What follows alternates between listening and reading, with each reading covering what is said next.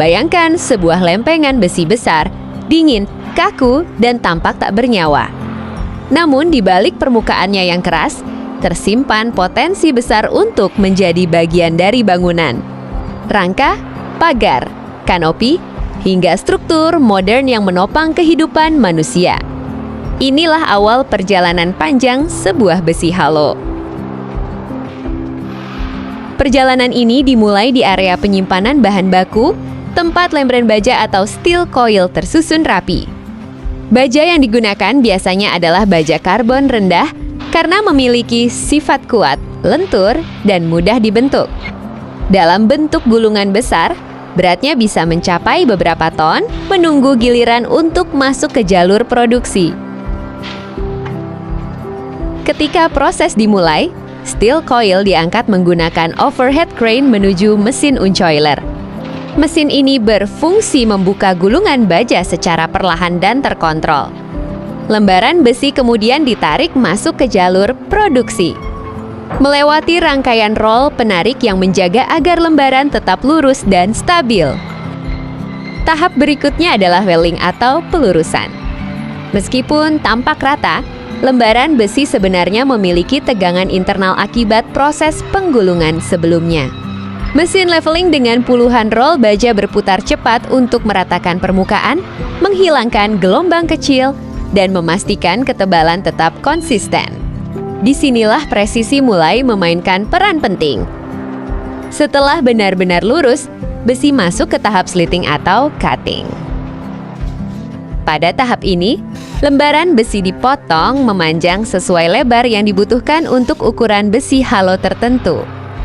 Lebar potongan ini sangat menentukan dimensi akhir, apakah akan menjadi halo 20 x 20 40 bond 100 atau ukuran lainnya. Pisau pemotong berputar dengan kecepatan tinggi, tajam, dan presisi. Satu kesalahan kecil saja dapat membuat hasil akhir tidak simetris. Karena itu, sensor digital dan sistem kontrol otomatis terus memantau setiap milimeter pergerakan besi. Lembaran besi datar perlahan diarahkan ke serangkaian roll baja yang tersusun berurutan. Setiap roll memiliki bentuk khusus, dirancang untuk membengkokkan besi sedikit demi sedikit. Bukan langsung membentuk kotak, melainkan melalui tahapan lengkungan halus agar struktur besi tidak retak atau rusak.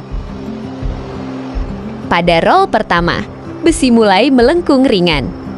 Roll berikutnya menambah sudut tekukan. Semakin ke depan, bentuknya semakin mendekati profil kotak.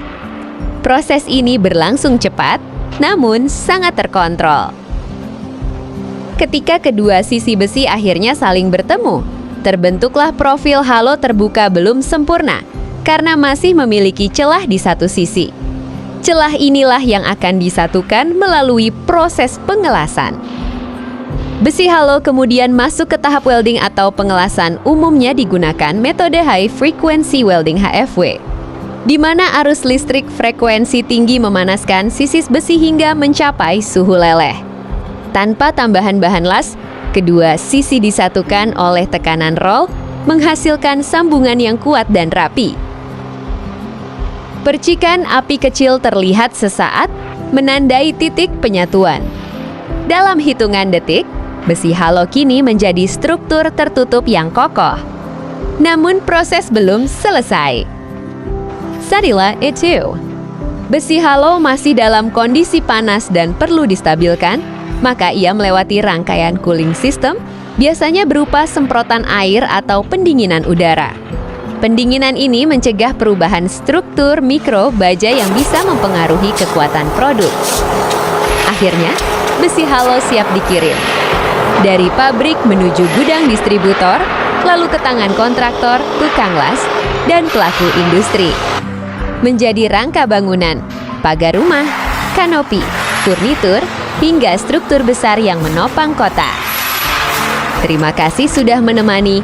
Support akun YouTube Barukam agar tetap semangat untuk berkreasi. Support dengan like, comment, dan subscribe.